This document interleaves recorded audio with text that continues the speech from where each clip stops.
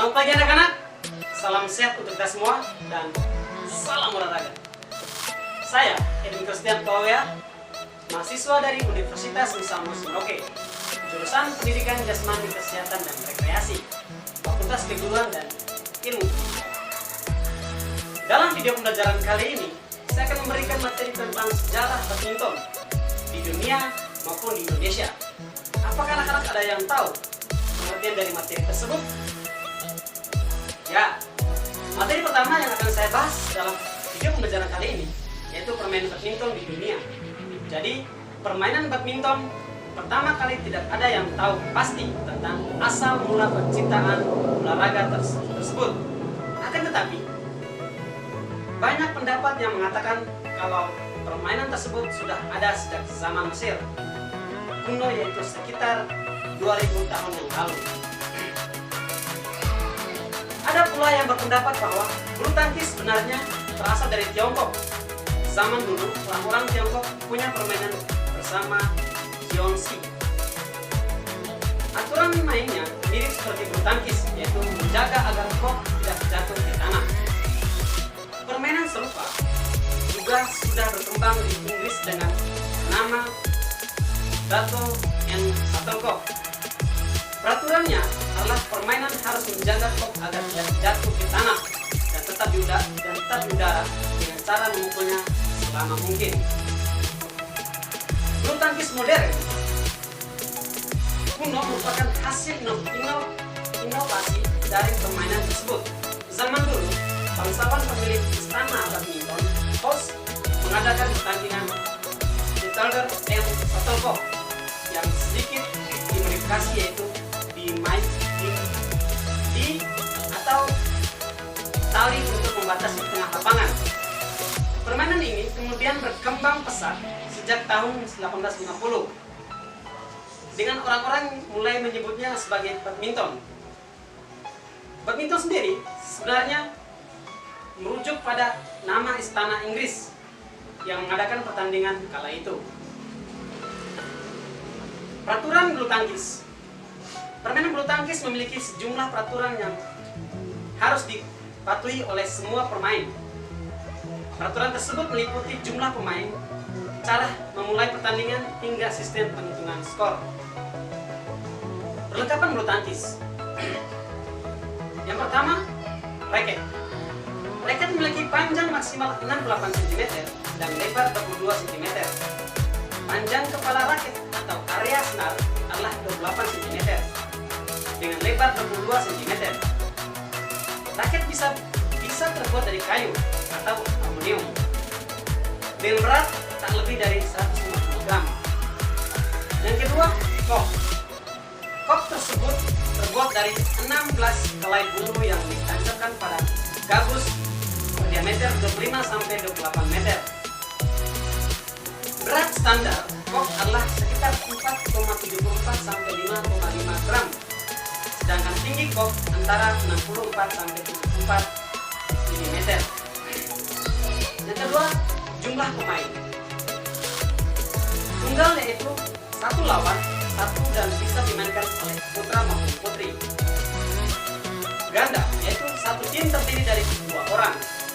Ganda campuran yaitu satu tim terdiri dari 2 orang, 1 putra dan 1 putri. Penentuan awal pemain. Pertandingan diawali dengan undian, yaitu menggunakan metode lempar poin yang dilakukan oleh wasit. Undian ini untuk menentukan pemain mana yang harus melakukan servis terlebih dahulu.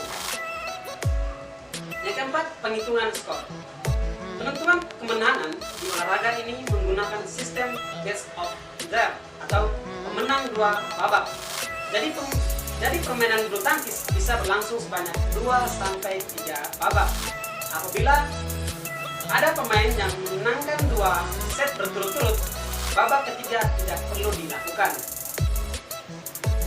Dan di tiap setnya, pemenang adalah pemain yang berhasil mengumpulkan poin 21 lebih dulu. Apabila terjadi kedudukan imbang di skor 20-20 atau yus, pertandingan akan dilanjutkan sampai selesai atau salah satu tim unggul dengan selisih 2 poin. Ya, itu penjelasan singkat tentang sejarah. Dan sekarang kita masuk ke pelanggaran. Pelanggaran. Yang pertama, kok menyangkut di net. Yang kedua, raket menyentuh net saat memukul kok.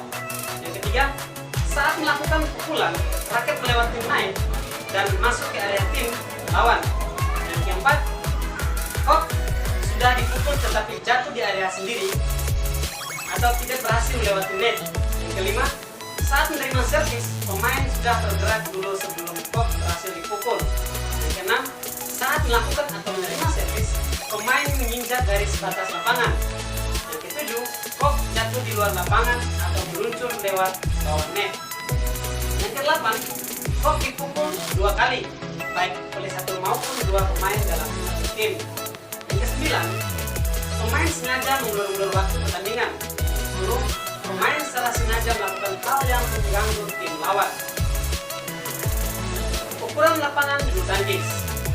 Lapangan bulu tangkis berbentuk persegi panjang yang dipisahkan oleh net di bagian tengah pada pertandingan bulu tangkis profesional.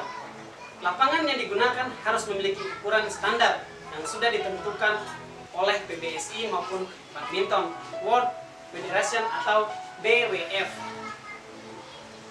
Ukuran lapangan standar PBSI: panjang 13,40 meter, lebar 6-10 meter, tinggi tiang net 1,55 meter, tinggi net 1,52 meter, jarak garis servis depan ke net 1,98 meter, jarak garis servis tengah ke garis samping 3,05 meter, jarak garis servis belakang ke garis belakang 0,76 meter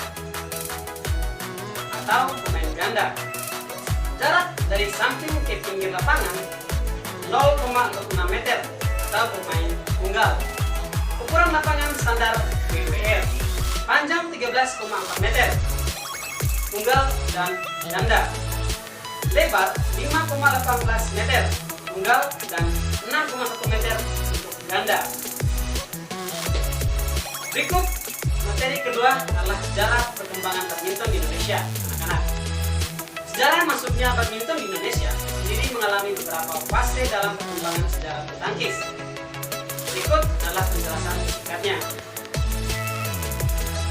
Masa kolonialisme. Yang pertama, dikenal sebagai salah satu negara yang dikembangkan dalam pertandingan bulu tangkis internasional, mulanya Indonesia Sekutu. Indonesia mengenal permainan ini dalam masa pendudukan negara sekutu. Pada masa ini, perkumpulan bulu tangkis dikenal dengan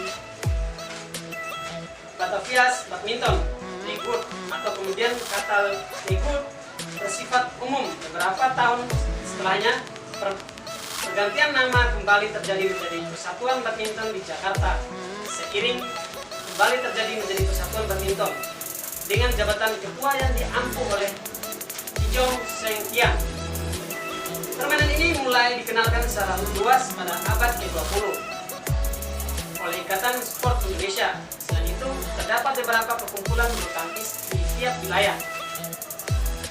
Perkembangan sempat terhenti di masa kedudukan Jepang, namun percepatan mulai terlihat kembali saat Indonesia merdeka dengan membentuk Persatuan Olahraga berskala nasional pada 1947. Beberapa tahun setelah pembentukan PORI, tokoh bulu tangkis nasional mulai mempertimbangkan cara agar organisasi bulu tangkis dapat menjangkau seluruh Nusantara. Pada mulanya pertandingan bulu tangkis hanya terjadi pada tiap wilayah perkumpulan hingga pada 1948 Pekan Olahraga Nasional pun diadakan pertama kali di Surakarta. Selain itu, Indonesia mencatat sejarah bulu tangkis dalam bentuk organisasi khusus atau PBSI, dibentuk di Bandung pada 5 Mei 1951. Jabatan ketua dipegang oleh Rocky Partamaja. Berbagai persiapan seperti peraturan pertandingan dan mengumpulkan atlet bulu tangkis nasional dilakukan hingga akhirnya Indonesia mencoba pertarungannya di kancah internasional dengan mengikuti IBF di tahun 1953 serta kejuaraan Thomas Cup di tahun 1958. Indonesia berhasil menyebut gelar juara Thomas Cup kala itu. Setelahnya, PBSI membuat kepengurusan di berbagai daerah sebagai perpanjang dari pengurusan pusat terbentuk pengurusan daerah. Serta cabang kepengurusan ini berkembang cukup pesat. Hal ini dilihat dari berbentuknya 26 pengurusan daerah serta 224 pengurusan cabang dengan total anggota kurang lebih 2.000. Kelompok atau yang terdaftar beberapa nama perkumpulan. Persebaran ini berada di seluruh pelosok negeri kecuali daerah timur-timur. Mulai perhitungkan di kancah internasional. Setelah kemenangan pertama di Thomas Cup, nama Indonesia mendapatkan polit berbagai negara. Bagaimana tidak? Bangsa yang sedang berkembang setelah berhasil melepaskan diri dari hukuman kolonialisme langsung menyebar gelar paratisme bulu tangkis internasional. Indonesia pun mulai berkembang di kejuaraan internasional yang lain seperti Asian Games, All England, serta Ever Cup. Ragam presentasi mulai ditorehkan dengan masa ke masa terjadi pada tahun 1960 hingga 1970-an.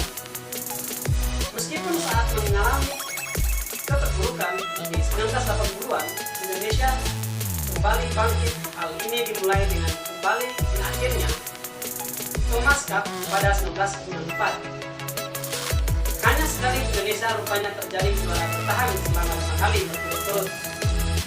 Hingga 2002, tak puas hanya menyebut Thomas Cup, Indonesia menambah kebanggaan sejarah bulu tangkis dengan membawa pulang undercard pada 1994 serta 1996. Indonesia juga dikenal tidak pernah absen membawa pulang medali emas pada Olimpiade. Pada masa uji coba Olimpiade Munich 1972, misalnya bersama dengan Korea Selatan, Indonesia berhasil membawa pulang 2 medali. Setelah masuk secara olimpik resmi di tahun 1992, Indonesia hanya pernah gagal membawa pulang emas di 2012. Tercatat ada 19 medali emas yang dikumpulkan dari kejuaraan tersebut dan belum termasuk medali pada Olimpiade uji coba di tahun 1972. Ya, baik anak-anak, sekian video pembelajaran dari saya. Semoga dengan video pembelajaran ini dapat bermanfaat buat anak-anak semua. Tetap semangat dan jaga kesehatan kita. Saya harap dengan video pembelajaran ini anak-anak bisa belajar mandiri di rumah agar apa yang kita inginkan, apa yang kita cita-citakan bisa tercapai. Saya, Ibu Kristen Bawea, salam olahraga.